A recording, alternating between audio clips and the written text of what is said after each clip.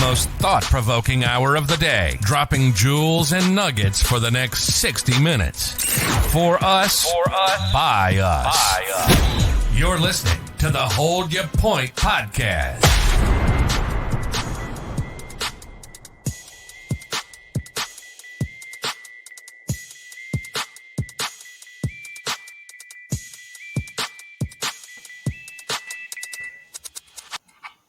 Good morning, good afternoon, good evening, peace to the planet. We hope that you're having a blessed day, a blessed evening, wherever the time catches you at when you put this podcast on. We hope that it's going your way. We are the Hold Your Point podcast, and this is the Hold Your Point podcast crew. You know what I'm saying? On our platform, we talk about Black culture and experience from a Christian millennial perspective, and we got the usual suspects in the house, man. We got Levi Strauss, DTH, Michael Joseph, Daryl James, DJ. What's happening, man? What's going on, fellas? What it do? What's going on, man? What's happening, going on, Big y'all? energy. Sound like a villain. Yes, sir. Yes, sir. Absolutely, man. Tuesday. Yeah, man. It's good to see y'all. Good to clock in. As always, everything is copacetic on my end. Thank God. Giving them thanks for life. Trying to be positive, like my brother DJ. You know, the positive man. Trying to get some of that rubbing off on me. Feeling good about everything. But yeah, things well, man. Work is good. Staying busy, and just doing what I got to do. Copacetic. I'm gonna have to get that song played for you or something. But nah, man, it's good. I'm doing good for y'all, man. Just living and breathing on this good earth. Just y'all good earth. God made this earth. So you gotta enjoy the goodness of it. I just try to enjoy it the best I can. But another good night with y'all. Let's get into it. And don't enjoy it too much. I have a point. I have to save my soul. You feel me? Mike, what's happening, man?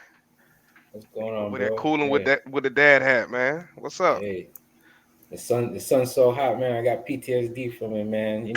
But hey, listen, man. I'm glad to be here with y'all. It's another tantalizing Tuesday.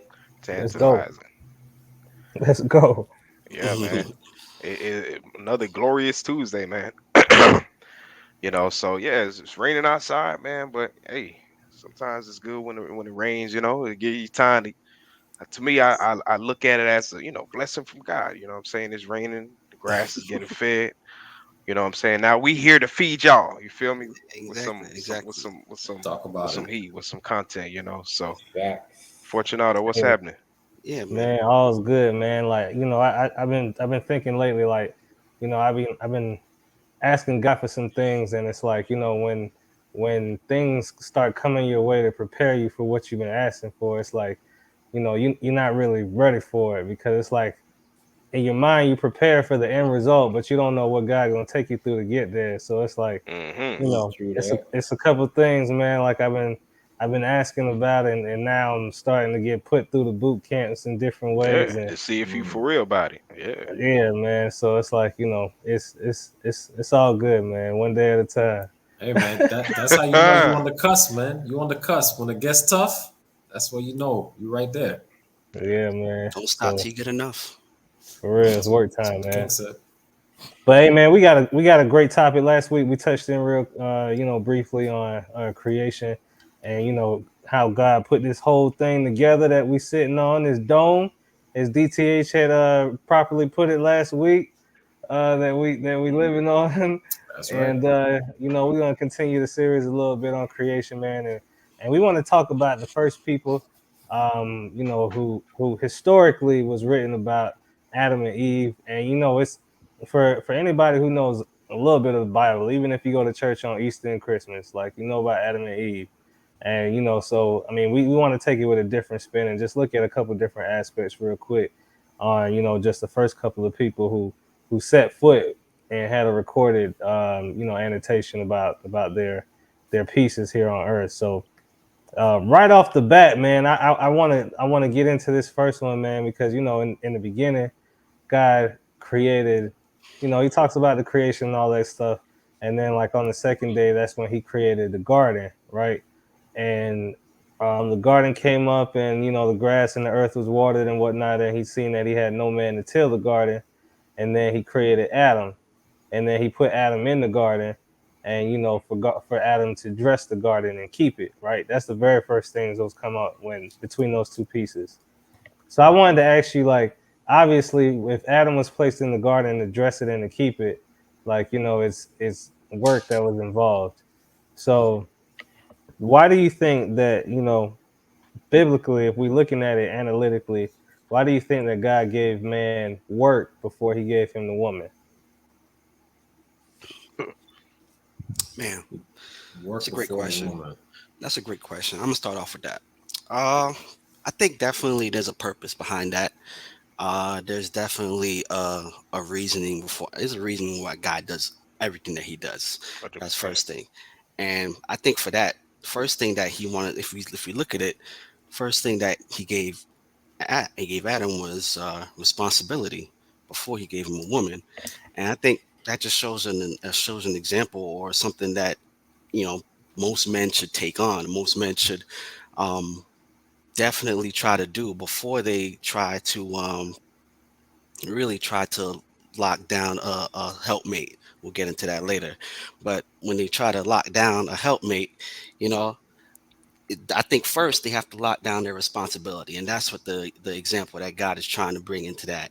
He's trying to make sure that before you can try to take on the responsibility of taking on somebody else, you got to make sure that the responsibility that I've given you is taken care of first, and that's just my take on it. Yeah, Listen, 100%. Levi is always going to give you a full 100% comprehensive answer the very first time you need it. We 131, baby. appreciate Love that. 131. FK. Got fives on that thing. Hey, I'm a, I'm a come follow Levi. No, I mean he did an excellent job of answering that question. That's pretty funny what you just said. Yeah, I mean he gave man work, so I would say I'm not trying to be no relationship guru or whatever, but nah, if a man doesn't know what he's supposed to do in life, that man could be like flowing like a lost boat in the ocean, Hmm. man. So I mean, it's very important, and because we all have a work here to do.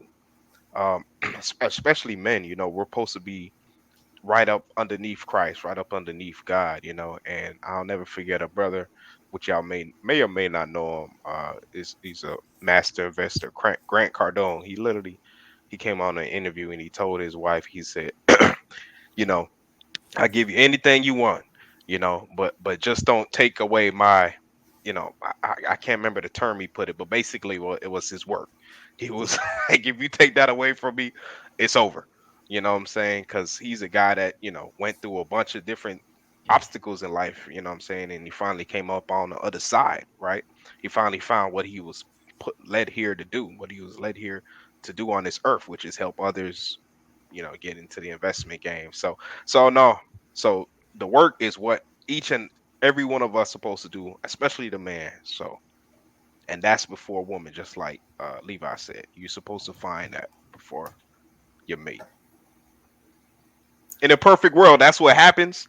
I Right. don't, Yeah. sometimes There that you don't In a go. always perfect happen world. like There you that. go. There you go. It's good sometimes if you can find a woman that can work with you. You feel me? Mhm. That's how you got a winner when she can work with you while you trying to find it. But nah, it's always best to because you want to make sure too. Like I don't want to try to turn this into a relationship thing, like I said before. But you want to make sure that woman can help you with the work. You know what I'm saying? Because what if you marry a chick that she's not fit to help with that work? You know what I'm saying? So Hmm. Oh, True she's a words, detriment man. to that work. Anyway, yeah. come on now. True Man, we words. I doing mean, a love relationship Kevin Samuels type podcast. But no, I feel like yeah, it's just like you guys it. said, man. It's a you got like everybody goes through this life where they gotta have a purpose, and when you find your purpose, you know what I'm saying. And if God associates something for you to do, like you guys say, you got to complete that first. Because, as you say, sometimes a woman can be, and any other side can be a distraction. So I think God put things in chronological order to happen in that way. I guess it will get into a little bit more, but at the end of the day, it's like, what is Eve to Adam? And Eve is a helpmate. You know what I'm saying? And therefore, it's he's the head of it.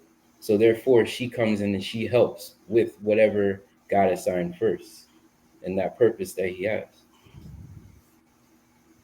Yeah, man, I concur with y'all. So obviously, man was made for a purpose, and in Adam's case, it was to tend and tend to the garden and protect it. But when I think about why that task came before Eve was around, is because I think God wanted to show Adam that you need a partner to help you. So while he was given that task, I don't know that he was fully capable of performing it to the best of the ability that God would have wanted him to. So obviously he told him to do it, so he tried to do it. But think about it, it's a whole garden, right? And we know God is not doing anything small change, right? It's a big garden. It's a lot for him to do by himself. So while he was given that task, perhaps Adam noticed, like, yo, this is a lot of work. He needed help. And I think God did it in that way so that he could realize you do need a partner. You do need a suitable partner to help you do this work that I gave you to do. So by doing that, Adam understands the importance of that partner when she came along, down the road.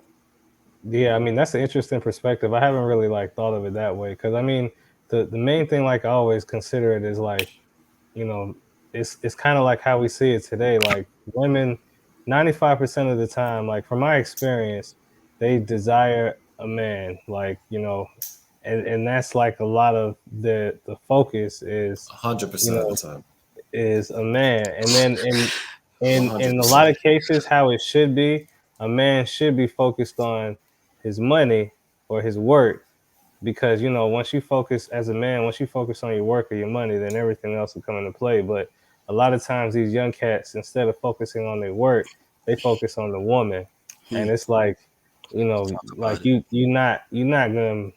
not gonna get to the work or build how you need to if you focusing on the woman. You focus on the work, and the woman is attracted to the work. So It's facts. It's facts. It's true, because it's like putting the cart before the horse, right? Like, you're not going to get where you need to be when you don't follow the directions. If you follow in a recipe book and you start at the end, you're not going to end with the product you were supposed to get, because you're not doing it in the right order. So you have to do things the way they're supposed to be. So like you're saying, you got to take care of the work God prepared for you first. And as DJ mentioned, and again, this is what's ideal, right? Not to say things can't happen a different way and things still work out. Obviously, God can make anything work out for you as long as you're following him. But, the most ideal situation is that men are about the business that they have to be about, and then they seek that wife later on. Yep. Now, I mean, to go back to it too, we kind of touched on it already with the helpmate part, but why do y'all think God chose that specific wording or title when he was referring to the woman? Because he could have referred to her as just female or woman or what have you, but the fact that he used the term helpmate, how different does it make it in that regard? It's extremely. Hold your point. It's extremely significant, because the way the word is pronounced is help meet, right? Mm-hmm. Help meet. So sometimes help mate you see, but also help me. And so Help me. what are one of the things they say is the way to a man's heart? What do they tell women? Help you. My stomach. Through the man's stomach, right? Feed me. Feed me. Okay. So listen, help me eat. Say it. Help me eat. Okay. Help me That's help what you. I firmly believe that is part of the reason why that word is used. Food is extremely important to us. We need the food in order to do the work that we got to do, right? We need that sustenance. And so, what if a man got a girl that don't know how to cook? Oh Lord. well, listen, Oh I mean, man, that's a whole nother question. well, man.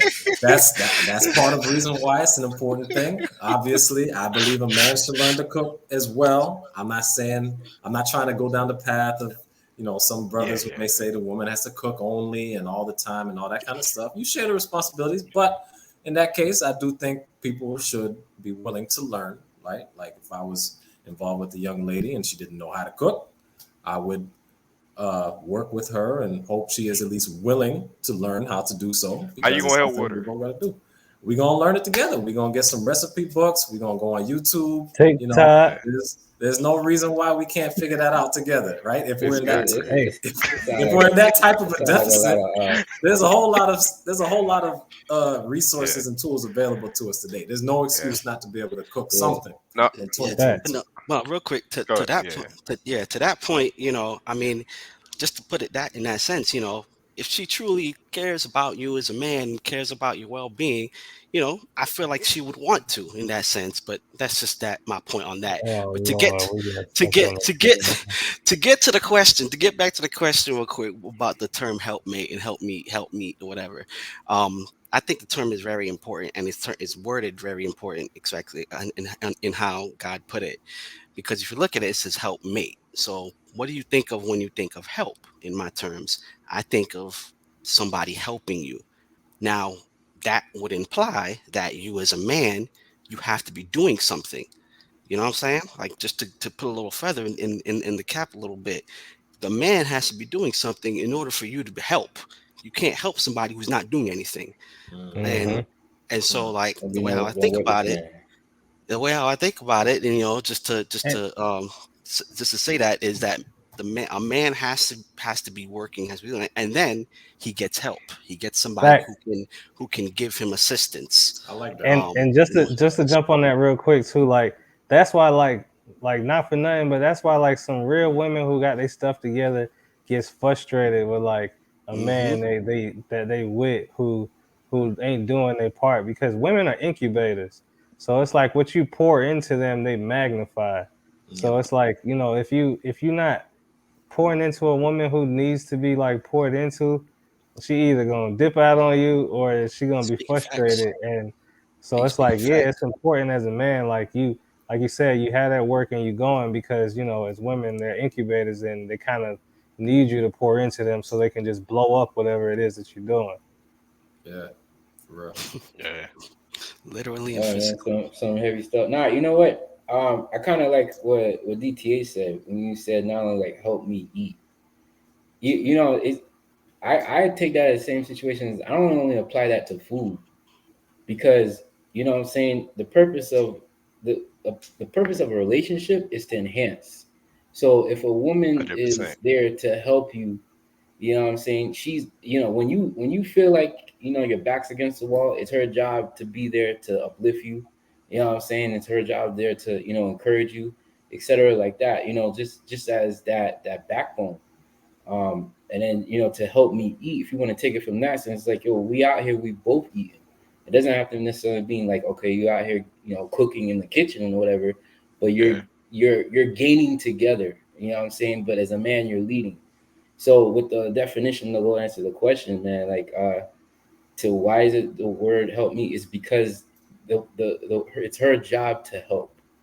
Whatever that may be, it's like to encourage, to be there to uplift, or it's the same hmm thing, but there's different ways of a woman 100% purpose helping. to help. You Yeah, know what I'm Of saying? course. 100%. Yep. No, I mean it. I honestly, I don't really even need to say anything on this. These guys did a phenomenal job of hitting it, but I would just put in my 2 words, and I'll just say, one of my favorite songs, by Neo, "You Make Me Better," and he says a line where it says, "I could do bad all by myself, but we're a force when we're together." Come on You know what I'm now, Man, saying? that So, was I, fabulous. Yeah. oh, was that baby. I fabulous? hope you Yeah, listening, yeah. baby. Uh, so that's pretty much what it's about. And you know, DTH just named one specific genre, but hmm or one specific category, but there's a multiple ways, like Mike said just now, man. There's multiple ways in which y'all two can be a force together. You know what I'm saying? That's why I was saying when DTH was talking, I'm like, help me help us. Because once you can help me in That's a whatever I great way need to help put it. with, I then love the way. boom, I love the way you then put that. boom, now we can take off in whatever it is that we trying to do. And that's one thing that I love about my wife is that she ain't really trying to be in the forefront like that.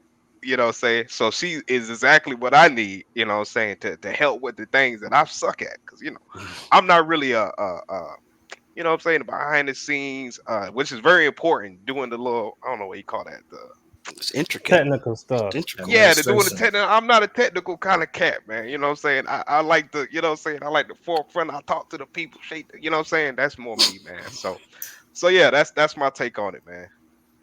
Hey, Yeah. so I mean, I wanted to dance around a little bit because I know we got Dance, some other brother. points to wonder. Like, all right, so now, and we know, like, we're gonna skip to the end of the story, and then we're gonna come back a little bit. Like, so at the end of it, right? When things transpired, Adam and Eve got put out of the garden, and then God set cherubims around the edge of the garden to make sure like nobody would come back, inside of the garden, right? So why do y'all think the serpent was allowed first to enter the garden, but then also secondly to literally pretty much tempt man almost immediately after being created? Mm, well, we don't necessarily know that he did that immediately after he was cast down, right? Well, I I didn't was say just about immediate. to. I was just about to question your timeline on that. I said almost immediately because, like, there's just the way that is the information flows is that they got responsibility put in the garden. The wife was there, spoke to the serpent, blah blah blah. So, just like there's no other pieces of interaction of anything else happening before that is what I'm saying. Yeah, I mean, I can see why the text taking it that way can lead you to believe that. Um, you know, we're given the way the Genesis starts is it kind of gives us the account of the creation history, right? And then it jumps into the fall of man, right? Through Eve and then through Adam. But I mean, from what I've read and what I see, I don't think there's any definitive time stamps that say, these things happen day 2, or Right. well, I guess day 8, right, or day 7, day 8, so that that's exactly when the fall of man happened. So they could have been living. Obviously, we know they lived for hundreds of years, right? So we don't necessarily know when that took place. It could have been there for maybe 100 years before Eve took a look at the tree of the knowledge of good and evil and ate that fruit. It's similar to how the Bible doesn't talk about much of most of Jesus's life, right? Like we know that he was born, he was Yeah, about 12 when he went to the temple, and next thing we know, he's Skips 30, 30. right? Yeah. Now we don't believe that he ceased to exist for those, 18 years. 18. He lived a life. It's not important enough for us to know about in our existence, right? But he lived a life. So at the same token, things are going on in the beginning. So I don't necessarily think that it had to happen right away. That the temptation of Adam and Eve happened right away. So I just think somewhere Yeah, down the line, he came in and he did what he did. yeah. No, just to kind of get into the question a little bit, I'll kind of answer it in kind of a way like, why was he like even allowed to like talk to Eve and all that? Like, I've always wondered that part. I think the whole cherubim part comes a little later, to be honest. But the whole like, why was he even like there in that sense? Like, that's a good thing to like talk about because like, I mean, I guess you could say it was the plan, and without that, then we wouldn't, the whole motion of salvation wouldn't have gone into place and all that. But it's like, I guess there was a lot of ways that it could have not happened that way. Like Eve just happened to be on her own. Like and there's a lesson in that in and of itself. But Eve was on her own. I'm saying, what if she wasn't on her own? Like what if she was with Adam? Like what? There's a Yeah. whole bunch of different little scenarios you could think of in your head. That's like, okay, why did it have to go down this way? But it's like, and then like the only thing I want to say is like, it does say like the serpent was like the most cunning creature like out there. So like Mm. I think that may have something to do with that. Like he was, not saying he was obviously smarter than God, but he was up there. He was up there on that food chain. So Yeah. I I, Eh, I was gonna Go ahead, jump go in ahead, go there. ahead. I was gonna say, I don't know, for some reason the whole story, when I was reading it or rereading it, it kind of reminded me of the movie Matrix, man. It was just kind of like, when you faced with the red pill and the blue pill, like mhm. which one are you gonna eat, which one are you gonna take? Well, I And love it's the just like Matrix. yeah, and it's literally like the devil's telling them like, hey, look now, this is a tree of life, right? This is a tree of, was it good and evil, or tree of Knowledge, yeah, life, yeah, yeah. or True all of knowledge. that. I think is all of that, I guess. And it's just like, how can you avoid that? Maybe if he didn't get you that day, he probably was gonna try to get you the other day. You know what I'm Right. saying? Mhm. So and it's also like, if it's a tree of knowledge, like how do you even know like you was being duped, right? If you didn't have that knowledge first, because apparently something happened after they ate from the tree, that they realized that they're naked, right? So it's kind of like, oh, okay, It makes I it seem like guess, real quick. It yeah. makes it seem like there was like robots before, and then like they ate the fruit, and then they became human. Like, well, after that, but it's like Yeah, it's weird. You can't think of it like that, but it's yeah. weird. He even Jesus, God even said like they're like us now, Yeah. right? Mm. In which they have the He's in it. ability to Yeah. to think, right, and have knowledge. So But It- go go ahead, ahead, go man. ahead. I'll wait. I'll wait. No, I was gonna add something to what Levi said a little while ago about the purpose, or how did the serpent get into the garden, just on the cunning piece, right? So because we know down the line, it's in Genesis 3:14, where God said to the serpent, because you did this, you're cursed above all cattle and above every beast of the field, upon thy belly thou shalt go. So that Hmm. happened at after he, transgressed what God wanted. He did what he wasn't supposed to do. So as far as him being able to get into the garden, it's not, he probably didn't slither his way there, right? He probably slithered his way out, because at that point he had to go on his belly at that point. But who knows what the serpent was capable of doing back then? Yeah, man. Yeah, I mean, it's pretty Yeah, like, he crazy had to think about a arms. flying snake, but who Yeah. knows? Maybe he could fly. I don't know. yeah, and that's the thing I was thinking about too. Like, it's not like it's not a serpent. It's how people depict it now. Like, she wasn't talking to just the actual snake.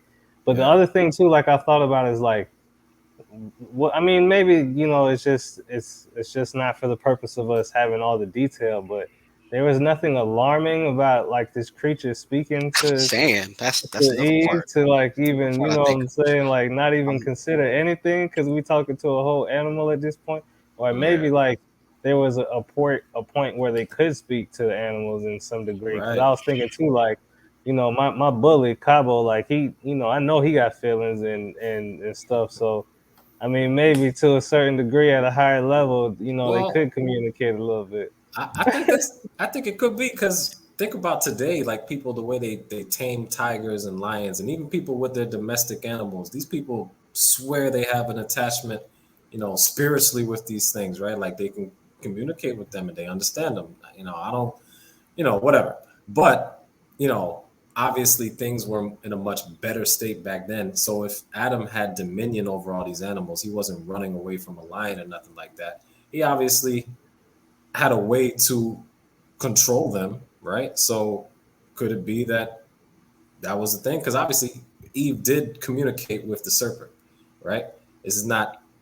There's no evidence to suggest that there was a telepathic communication. No, they spoke words to each other. So But I think the thing that we missing though is not like just the animal that came in the garden, like, because it's probably animals regardless.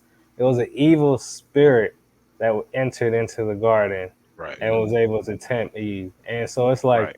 you know, I Given I the mean, authority to tempt her, not just to tempt her, but given that authority to do so. and You it's know. like I get, like, I mean, it's a plan of salvation and stuff, but it's like with God taking his time to form the world, put everything together, put this garden together, put the man there, and then just allow the evil spirit to come into the garden. I mean, I know it's all for a purpose, but it's like, Yeah. obviously that there's reason behind it. Yeah, nah, it's very interesting. Very So interesting. the other thing I was gonna ask y'all too is like, why y'all think the focus was on the tree of good and evil and not on the tree of everlasting life? Because I mean, like he put both trees in the middle. Like it was a tree of good and not the knowledge of good and evil, and then the tree of life. And he told them not to eat of the tree of good and evil. So it's like why no one took the opportunity to maybe like nibble on something from the tree of life. Well, The fruits wasn't ripe yet, man. You had to wait till This mango guy. season. Nah, it's it's crazy because I was talking to his OG one time, right? And he was like, "Oh, you know why? You know why? The serpent tempted Eve instead of Adam." So I asked him, I was like, "Why?" He said, "Because Eve was a woman, and Oh woman boy. is man's weakness." So therefore, he knew because in the Bible it says that what happens is God gave a leadership role to Adam. So therefore, he had the knowledge of every tree in the garden and every plant, every animal, everything like that. Now, I know a lot of people are gonna be mad at me for saying this, but what OG was saying is that basically that Eve did not have that knowledge.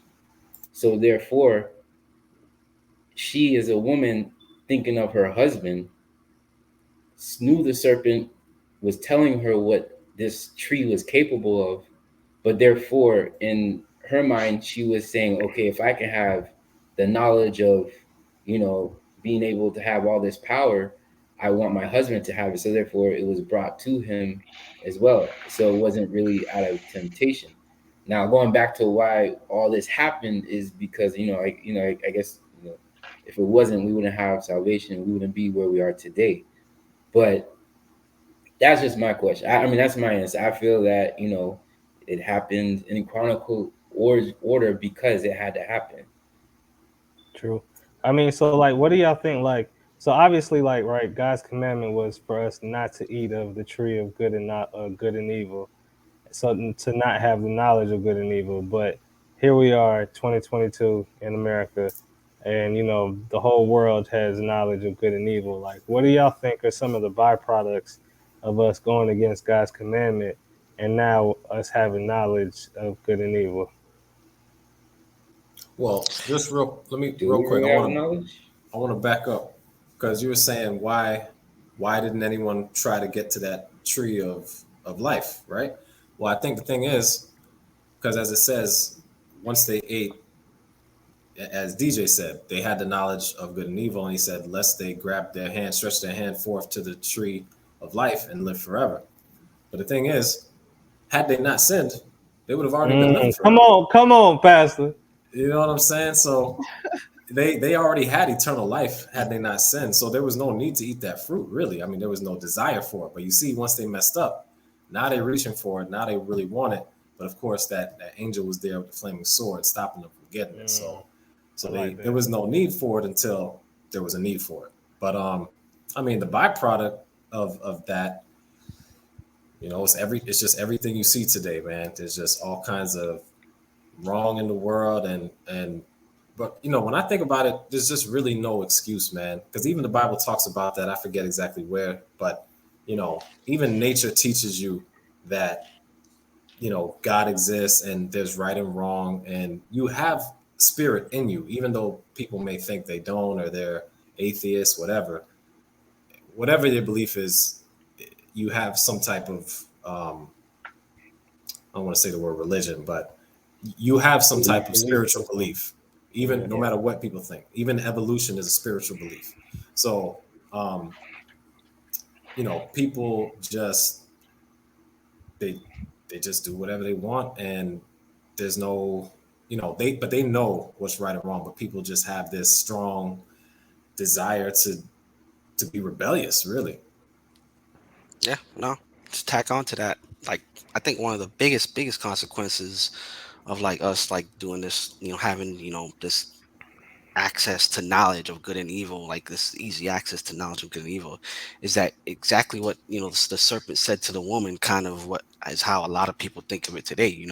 We just did a whole segment on religion versus spirituality, and one of the things we was talking about are people thinking of themselves as gods, and people putting Exactly. themselves people putting themselves even before God, putting other things before God, and just not keeping those, not putting God in the front of it.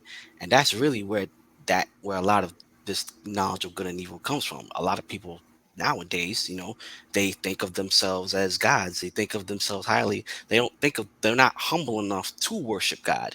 Not a lot of times they're not humble enough to bring themselves to a place where they have to look at themselves in the mirror, which is sometimes, most of the times, the word of God, and compare their life to that, and think that I need to do things to change. I need to do things to be better. I need to do things to improve. And that is where a lot of the, that discrepancy comes from, is that now people think they know these things. They know, oh, I know this, I know that, and they think they know so much, but you really don't know anything at all when it comes to the grand scheme in terms of when you can tap into the power of what God and the power of what God knows. But And real quick, that's not that's that description there is separate from what how DJ talks about us being little G's, right? Even of though, course, I tend to, I cringe at that, but I yeah, wasn't gonna yeah. go there. I already sent y'all the scripture, so y'all read it for yourself. Yeah, but the only reason I brought it up is because at the same time DJ recognizes a higher power, and of what Levi's course, kind of talking about Hundred is percent. that these people Yeah, their literally own God. think literally they they they think I know yeah, so much that I'm higher than God, or right, I can't accept correction from God, Hmm. right. or something like that. And then it's Yeah, like I was thinking too, like what would be in the absence of knowledge of good and evil? And the only like example I really can think of is like, like maybe a toddler or an infant child or something. And even then it's like there's still like pureness down predisposed. to that 100%. Yeah, it's still like it's still good. Like I mean, and so I think like the knowledge of good and evil in a sense was more so for power and for dominion and stuff like that. But I think in the absence of all of that, like there's still pure goodness that comes from God. So I think maybe the aspect of the knowledge of good in itself can be destructive because it comes with greed and pride and everything else that can follow with it. And I think it Yep. just makes people, real quick, it just makes people prone to sin. So just having that knowledge, it predisposes you to the ability to sin. Whereas before they ate that fruit, they couldn't sin, Hmm. right? But that was the first sin, and because of that, now other people can sin and do it readily. And then it's funny too, like just before we move on, like when they ate the fruit of knowledge, the tree of knowledge of good and evil, like they realized they were naked and they were shamed. So is it like what side of the coin is that? Like having knowledge on the good side, or is it knowledge gained from evilness that make you ashamed that you naked? Like so because I mean like if when God created them and they walking around naked, like Mm. how would the perspective have been from what I'm saying? The other Yeah, side. Yeah. Yeah. Now, yeah, I kind of like what Levi said. It kind of seemed as if I don't want to say like they didn't have the spirit of God because there was a breathing, right? There was already living, or I don't want to say living beings, Hmm. but it seemed as if somehow I guess the fruit allowed them to understand. I guess you know their Give them the power. pride I of guess, life. huh? Give them the pride of life. Like, oh my Hmm. gosh, we're naked. We need clothing. Yeah. Yeah, so I don't know. I honestly I think it was supposed to be, man, where it was supposed to grab from that fruit because you know I think God really wanted us to know who we are for real, right? So that's my take on it, man. I got a question. Do So you think that? Oh, bad. Real quick. Do you think that there was no judgment prior to eating the fruit? Because when yeah, it I mean, says when you as soon as he bit the fruit, they became naked. Not to say that they weren't naked before, but as They as us as people, we we one of our biggest sins is that we judge. It's not like we can help it, but we judge just by a person, walking down the street. So prior to biting into the fruit, do you think that there was judgment? I I mean, don't think so. yeah, I think more so it really like what, like I was saying it jokingly, but I think it was really like the understanding and the beginning of pride, like setting in where man could like just make a decision, a proud decision, or what have you. Like I don't think it would have been a sense of judging. I just think like when they ate of that fruit, it's just now like it's different. Now it's like they don't have the same like what's the word I'm looking for? Not angelic, but just a pure spirit. Like now it's a motive Yeah, behind it. yeah, yeah, And yeah. so, Maybe that was more so childlike. yeah, Right. Yeah. there you Yeah. go. And then because the thing is too, like I mean, there wasn't no evidence of sin. Like remember in the garden, there was nothing that had died before. They didn't have the concept of death. Like they didn't have the concept. They haven't been through anything. They probably didn't never even fall and scratch their knees up yet or whatever. So it's like everything is just brand new. Like you caught in the like a deer in the headlights, and it's just. But now you done ate this fruit, and now like I was gonna say shrooms. But now it's like it's wearing off, and your pupils ain't dilated no more, and it's just like now you're seeing things you shouldn't have been seeing because you came off of the cloud. I, I Mhm. I hear that. I hear that. The only thing I want to say to that though is that I mean the first real issue was the disobedience part of that. I mean, it was God who told him not to do it. And then like the reason why, like I like to think like the reason why they were ashamed and the reason why they didn't like they felt some type of way afterwards was because I mean they lived in this paradise garden whatever with fruits and blah blah. They ain't really had to do much, and God gave you one simple little commandment to do one little thing, and you couldn't do it. It's like I ain't give you no other rules, no other commandments. We'll get into that later of if dietary laws and all that, blah blah blah, was in place and all that. But And then I just like go ahead. even to Now that go point, ahead. like what DCH was saying earlier, like God could have told him that like 35, 40 years before. That's And true. it's like, the nature of man is to forget. Like we forgetful as beings regardless. That's why, he said to remember the Sabbath day to keep it holy. But like they could have just gotten that like a while ago and it was fresh for the first month and a half. And then Mhm. That's after true. a It while, could be, but Eve remembered. Eve remembered.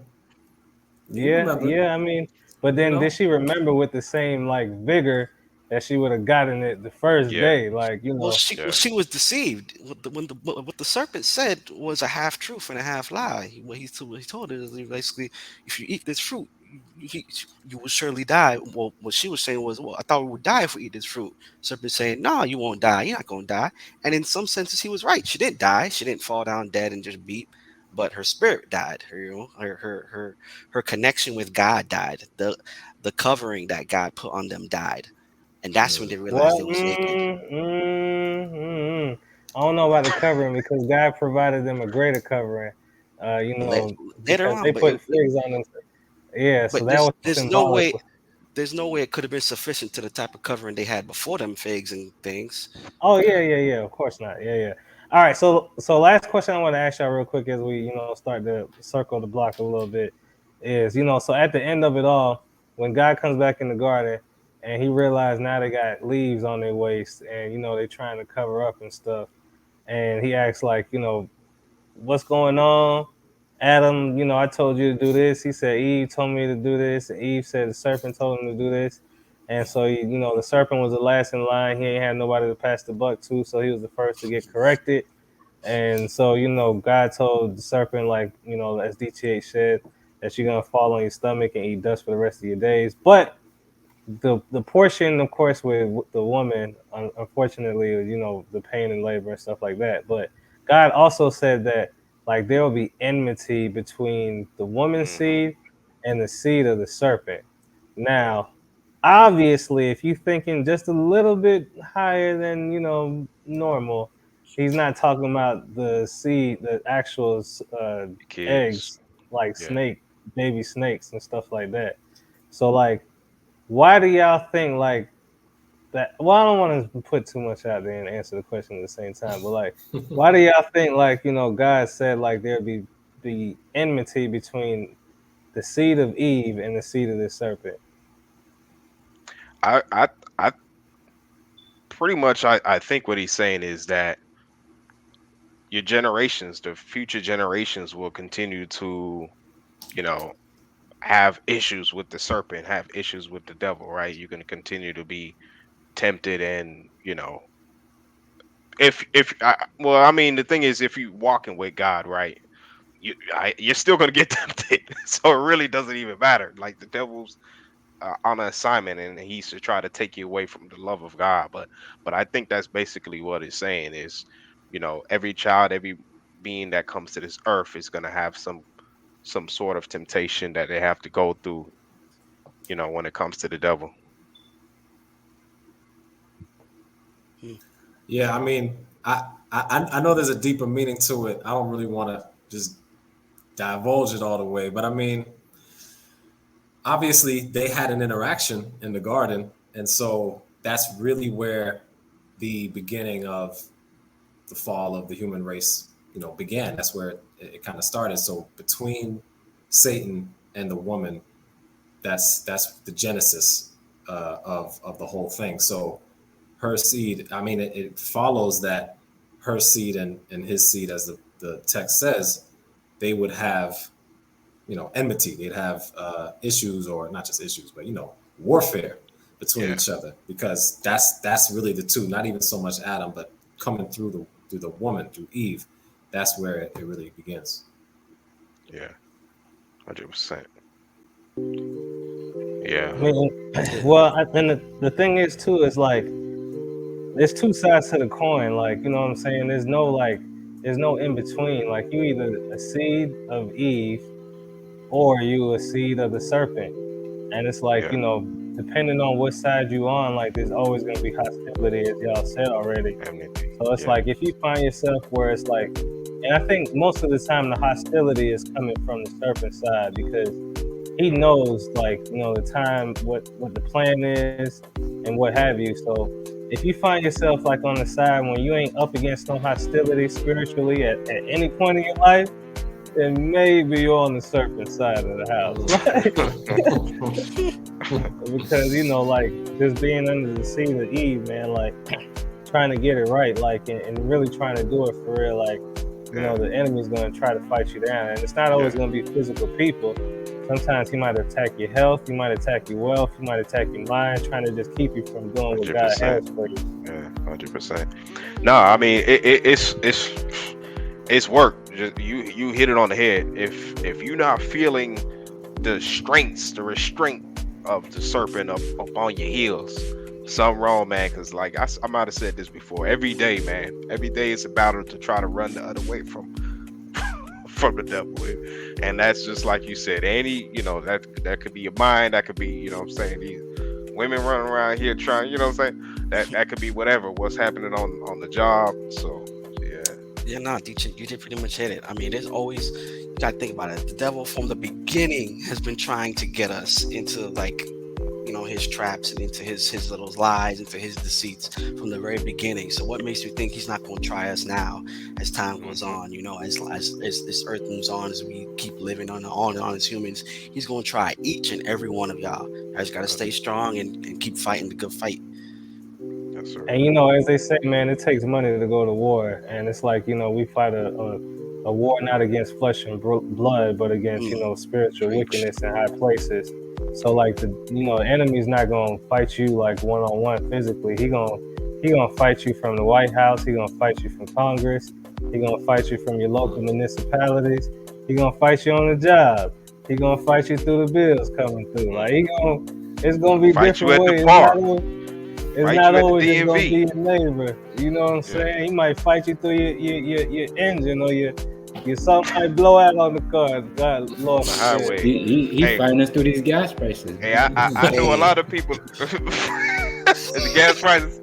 Yeah, man, he gonna have you cussing out the attendants. Lose your soul over what a petroleum. Oh man, I know a lot of brothers and sisters fell victim on the road, getting that road rage too, man. But, For real, man. hey man, this so, was a good pod, man. So you know what I'm saying, man, the best of it all, man, is to be vigilant, man, because you know what I'm saying, the enemy was cunning from the very beginning. And you know what I'm saying, like, you know, just as anything else, like, you know, you find different ways to get better with time, so to speak. I'm not gonna put that on the enemy, but you know, the tricks is always gonna evolve year after year and entice us with different things through social media, through movies, through the kids, through the you know, cartoons, whatever it is, man. So stay vigilant. This has been the Hold Your Point podcast. We are the Hold Your Point podcast crew. Make sure you like and subscribe wherever you finding this at on YouTube, Spotify, Apple. These are all that good stuff, man. Make sure you subscribe, all that good stuff, man. Run these numbers up. Until next time, we out of here. Run it. Yup.